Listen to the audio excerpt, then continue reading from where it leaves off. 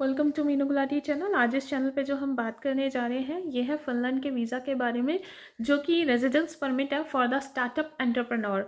तो अगर कोई भी फिनलैंड में अपना बिजनेस सेटल करना चाहता है तो वो वहाँ पर एज अ स्टार्टअप एंटरप्रेन्योर की तरह से अप्लाई करके वहाँ पर एंट्री कर सकता है। दूसरा इसमें एक पॉजिटिव पॉइंट है, जो यहाँ पर फिनलैंड में स्टार्टअप एंटरप्रेन्योर का हम वीज़ा अप्लाई करते हैं, इसमें आप एक पर्सन नहीं बल्कि multiple persons as a group इसमें आप अपनी एप्लीकेशन को अप्लाई कर सकते हैं।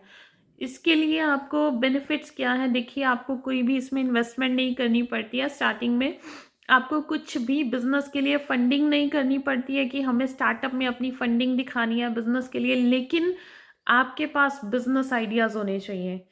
अगर आपके पास अच्छा आपका बिजनेस प्लान है देन ये आपके लिए बहुत बेस्ट वीज़ा होने का फिनलैंड में बहुत अच्छा एक रिसोर्स है। सेकंड, आप इसके साथ 2 इयर्स का अपना वीज़ा ग्रांट करवा सकते हैं।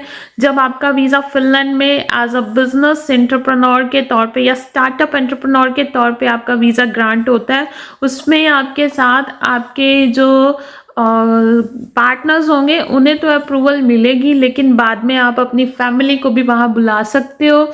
लेकिन जो मेन थिंग्स है वहाँ पर कि ये बिजनेस स्टार्ट करने के साथ आप कहीं और भी काम कर सकते हो। तो आपको कहीं और भी काम करना है तो आप अपना पार्ट टाइम काम कर सकते हो, लेकिन जो आपने अपना वहाँ पर स्टार्टअप बिजनेस किया आपको वहाँ पर फुल टाइम काम करना मस्ट होता है, वो मैंडेटरी आपको फुल टाइम काम करना। लेकिन इसके बिना आप कहीं भी पार्ट टाइम काम करना चाहते हो तो वो भी आप साथ में कर सकते हैं। सो इस वीज़ा को लेने के लिए हम बात करते हैं कि हमारी रिक्वायरमेंट क्या है। सबसे पहले तो मैंने आपको बताया कि ये एक ग्रुप वीज़ा है जिसमें आप ग्रुप में पर्सन्स जा सकते हो। दूसरी बात है कि ये 2 इयर्स का आपका वीज़ा होगा जो कि एक्सटेंडेबल होगा। इसके बाद आप इसी बेस पर अपना वहाँ पर पीआर के लिए भी अप्लाई कर सकते हो फिनलैंड में, और आपको सेटलमेंट करने का अपॉर्चुनिटी है वहाँ पर। इसके बाद आप इसके साथ अपना पार्ट टाइम कहीं और भी काम कर सकते हो। और एक चीज़ और है कि इसमें आपको कोई भी फंडिंग के लिए कुछ भी दिखाने की ज़रूरत नहीं है। आपको सिर्फ अपने लिविंग एक्सपेंस ही इसमें दिखाने हैं, इसके बिना आपको कुछ भी एक्सपेंसेस दिखाने की ज़रूरत नहीं है। अब हम बात करते हैं कि इस वीज़ा को अप्लाई करने के लिए हमारी रिक्वायरमेंट क्या है। तो सबसे पहले हम बात करते हैं कि इसके एलिजिबिलिटी क्राइटेरिया क्या है। तो अगर आप इंटरनेशनल बेस पे हम इसे अप्लाई करना चाहते हैं और हम फिनलैंड में अपना जो है कि एंटरप्रेन्योर वीज़ा अप्लाई करना है, तो उसके लिए सबसे पहले हमें एक अपनी बिजनेस की टीम प्रिपेयर करनी होगी, क्योंकि ये एक पर्सन के लिए नहीं है, ये वीज़ा है ग्रुप ऑफ पर्सन्स के लिए। तो इसमें आप 2 3 4 पर्सन्स भी एज अ ग्रुप आप इस वीज़ा को अप्लाई कर सकते हो, और आपको कुछ भी इन्वेस्टमेंट करने की ज़रूरत नहीं है। जैसे कि आपको ये नहीं है कि वहाँ पर इतने % शेयर आपको बाय करने हैं या आपको ऐसे कुछ फंडिंग दिखानी है उसके लिए, तो स्टार्टअप में आपको ऐसा कुछ नहीं करना है।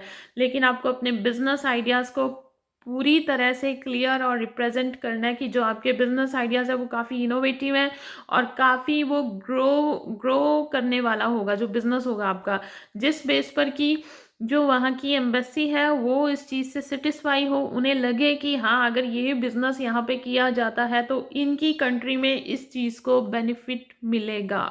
बिकॉज देखिए कुछ भी है वो कंट्री हमें अलाउ कर रही है अपने घर में आने के लिए, बिकॉज उस कंट्री में हम जा रहे हैं तो वो चाहते हैं कि उनकी कंट्री को उसका कुछ बेनिफिट मिले। दैट्स वाई कि हमारे जो आइडियाज़ हों वो एक डेवलपिंग प्रॉपर ग्रोएबल आइडिया होने चाहिए कि जो उन्हें अच्छी ग्रोथ करे, जिसमें उन्हें लगे कि हमें ये बेनिफिट मिलेगा। सो सेकेंडली ये जो वीज़ा आपको ग्रांट किया जाएगा ये 2 इयर्स का वीज़ा होगा जो कि एक्सटेंडेबल होगा।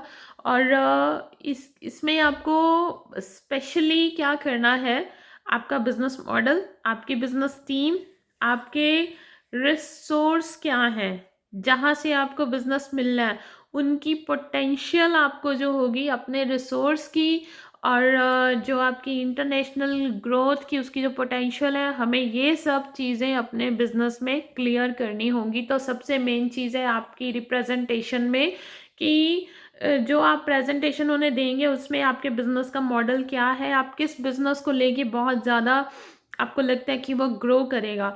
अब मैं आपको एक एग्ज़ाम्पल देती हूँ। वैसे मेरी जो एग्ज़ाम्पल है ये आईटी फ़ील्ड में है, लेकिन आप अपने किसी भी चीज़ में, आपको जिस चीज़ का आप बिज़नेस करें, आप उसमें इसका प्लान आप कर सकते हैं। तो मैं जो आपको एक एग्ज़ाम्पल दे रही हूँ, सपोज़ किसी ने आईटी फ़ील्ड का कोई एक सॉफ्टवेयर डेवलप किया है और उन्हें लगता है जो उन्होंने इस एप्लीकेशन को डेवलप किया है, ये एप्लीकेशन बहुत ग्रो करने वाली है।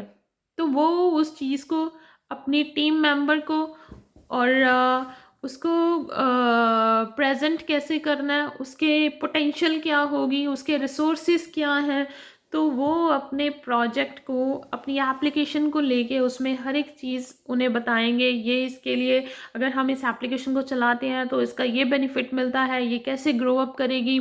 अब इस चीज़ का बहुत ज़्यादा आजकल जो है यूजिंग है, तो हम इस एप्लीकेशन पे अगर काम करते हैं तो ये सभी एरियाज़ में काम करने वाली एप्लीकेशन है।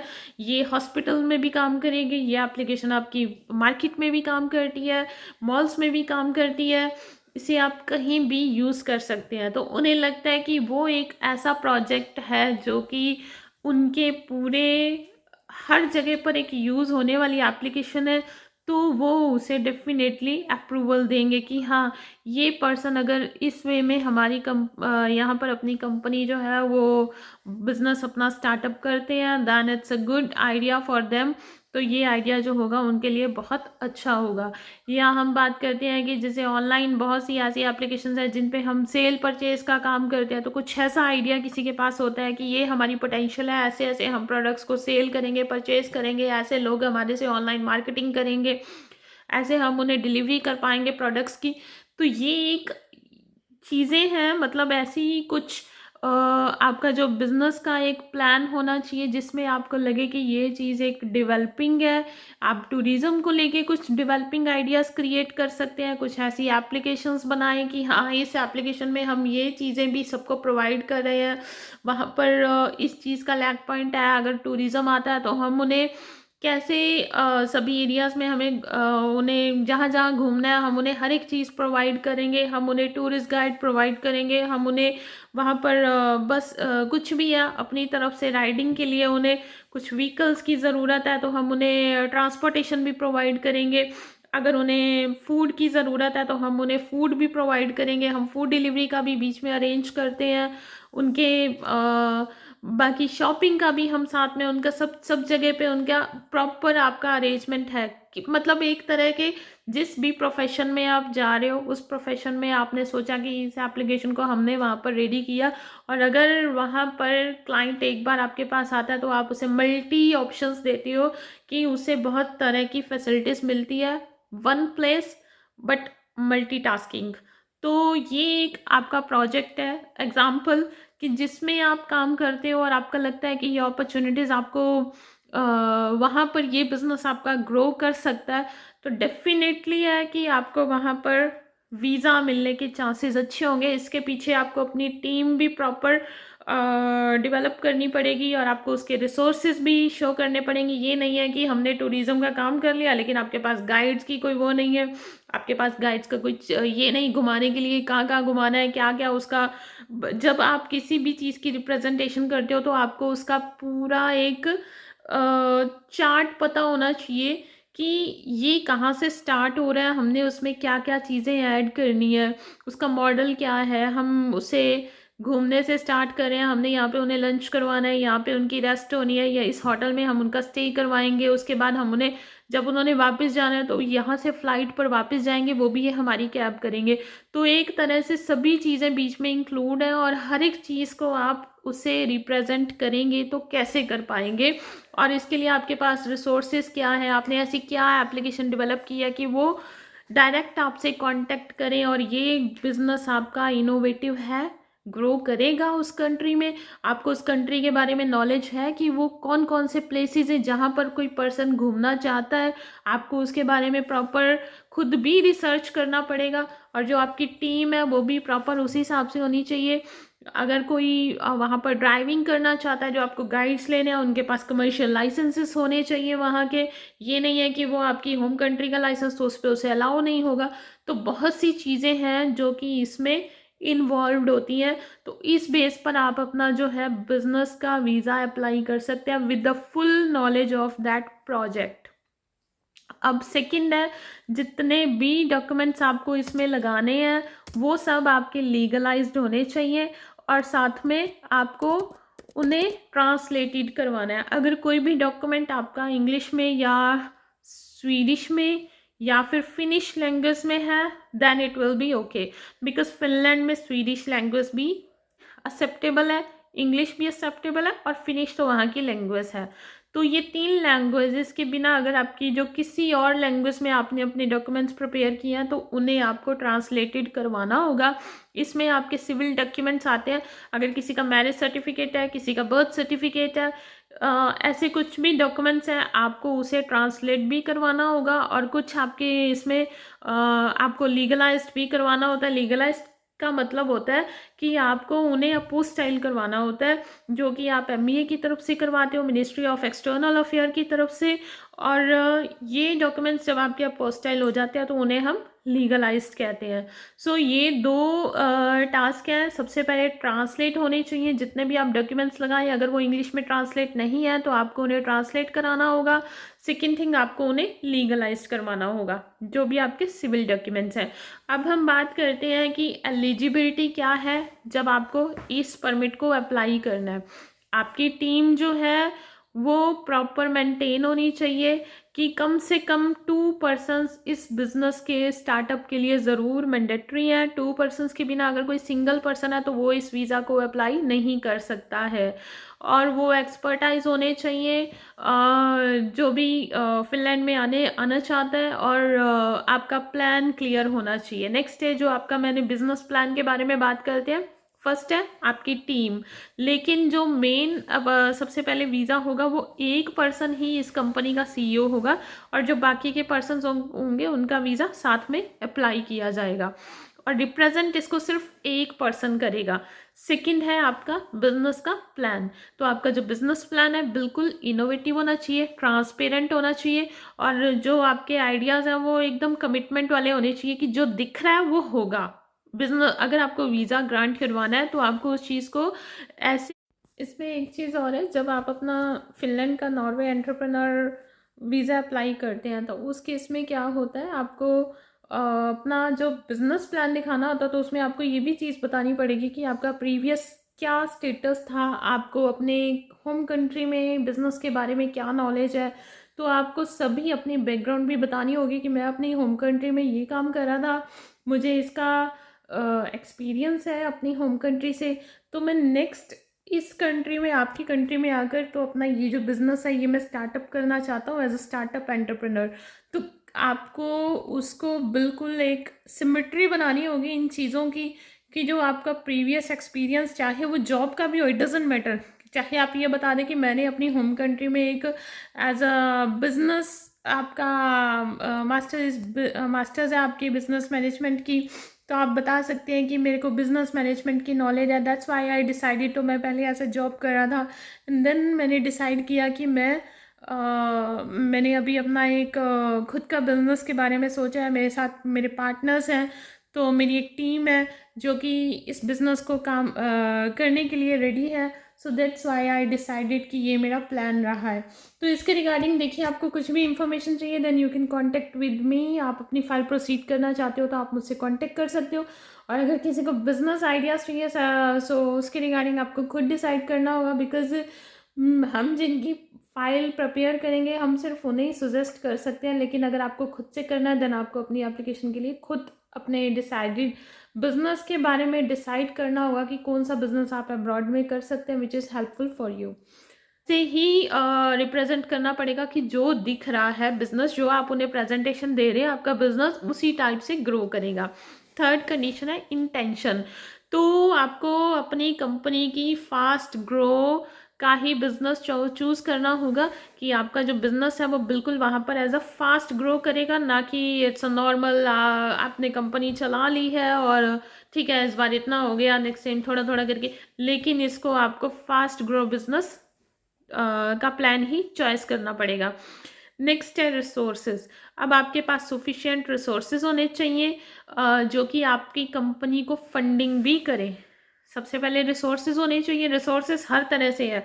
अगर किसी ने, मैंने आपको पहले ही बताया, हम टूरिस्ट का कोई हमारा आइडिया है तो आपको वहाँ पर, अगर टूरिज्म का प्लान है तो आपके रिसोर्सेज होने चाहिए कि आपको वहाँ पे ड्राइवर्स जो चाहिए, व्हीकल्स चाहिए, ड्राइवर्स चाहिए, तो उस हिसाब से होने चाहिए जिसके पास उस चीज़ का लाइसेंस है। ना कि आप ऐसे ही बिना रिसोर्सेज के उस काम को शुरू कर सकते हैं। और आपकी कंपनी में आपको लगता है कि बाद में फंडिंग करने वाले जो पर्सन्स हैं वो भी आपको फंडिंग कर सके, तो आपको उसका भी अरेंजमेंट करना होगा। नेक्स्ट है आपके फाइनेंशियल और आपको पर्सनल सपोर्ट करने के लिए भी रिसोर्सेज होने चाहिए। आपको ऐसे फंड्स भी अपने लिए दिखाने पड़ेंगे कि आप वहाँ पर लिविंग एक्सपेंस भी अपने पर मंथ के दिखा सके। इतने फंड्स आपको पर मंथ के लिविंग एक्सपेंस दिखाने हैं, तो वो भी फाइनेंशियल सपोर्ट आपको शो करना पड़ेगा। सिग्निफिकेंट होल्डिंग, आपको 60% शेयर्स आप होल्डर होने चाहिए, शेयर होल्डर, और बाकी का जो है वो डिवाइड हो जाता है, लेकिन 60% शेयर होल्डर मेन एप्लीकेंट होना चाहिए। वर्किंग फुल टाइम, कि आपको अपनी कंपनी में फुल टाइम काम करना मैंडेटरी है। आप बाकी का टाइम जो है वो अदर कंपनीज में काम कर सकते हो पार्ट टाइम, लेकिन अपनी कंपनी को आपको 40 आवर्स फुल टाइम काम करना मैंडेटरी है। तो ये नहीं है कि आपने वहाँ पे अपना प्लान कर दिया फाइनल, लेकिन आप अपनी कंपनी में काम नहीं कर रहे हो और आप जाकर बाहर पैसा कमाने के लिए तो दूसरी कहीं जगह जाकर आप वहाँ पर पार्ट टाइम काम कर रहे हो या फुल टाइम उसी चीज़ को काम कर रहे हो, और आपका अपनी कंपनी के लिए बिल्कुल भी कुछ अपने काम ही नहीं करे अपनी कंपनी में। सो ये सब चीज़ें जो है ये रिक्वायर्ड है अगर आपको फिनलैंड का स्टार्टअप एंटरप्रेन्योर बिजनेस का वीज़ा अप्लाई करना है। लेकिन ये बहुत बेनिफिट है क्योंकि इसमें आप अपना ग्रुप में जो है इस वीज़ा को अप्लाई कर सकते हो। और सेकंड, आपको इसके बाद क्या है, जब आप अपनी एप्लीकेशन जो होगी वो सबमिट करेंगे यहाँ पर, और सबमिट करने के बाद यहाँ पर आपको अपनी अपॉइंटमेंट लेनी होती है, ऑनलाइन फॉर्म फिल करना होता है, वीएफएस की अपॉइंटमेंट लेनी होती है, देन आपका जो बाकी का प्रोसेस है वो क्लियर किया। इसमें आपको appointment system of the finish immigration service से जो होगी आपकी अपॉइंटमेंट करनी होगी। सो नेक्स्ट है कि आपको इसमें अब फंडिंग्स, तो कितने फंड्स का आपको शो करने पड़ेंगे पर पर्सन के हिसाब से। अगर एक पर्सन वहाँ पर अपना स्टे करना चाहता है for 2 years on the business entrepreneur visa, for startup entrepreneur visa, then उसको एस्टिमेट 13,440 यूरो आपको 2 years के लिए फंड्स वहाँ पर शो करने पड़ेंगे, जो कि एस्टिमेट आपका होगा नियर अबाउट इंडियन करेंसी का 14 लाख के एस्टिमेट अराउंड आपका हो जाएगा। तो इतने फंड्स आपको वहाँ पर शो करने पड़ेंगे अगर आप इस वीज़ा को यहाँ पर अप्लाई करना चाहते हैं। लेकिन आपको अपने स्टार्टअप एंटरप्रेन्योर के लिए भी फंडिंग रिसोर्सेज शो करने पड़ेंगे। फंड्स शो करने की ज़रूरत नहीं, लेकिन फंड्स के रिसोर्सेज आपको ज़रूर वहाँ पर रिप्रेजेंट करने पड़ेंगे।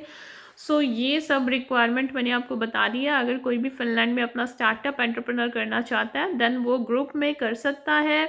और लेकिन आपका जो बिज़नेस प्लान है, आपका आइडिया इनोवेटिव होना चाहिए, आपका बिज़नेस प्लान अच्छा, उसका मॉडल जो आपने प्रिपेयर करना, आपकी टीम और उसका ग्रोथ, सब कुछ जो आपको प्रेजेंटेशन देनी है वो बहुत एक बेटर प्रेजेंटेशन देनी है। और ऐसा ही आपको डिसाइड करना पड़ेगा बिजनेस भी, जिसके बिहाफ पर आप वहाँ पर वीज़ा जो है आपका ग्रांट हो सके।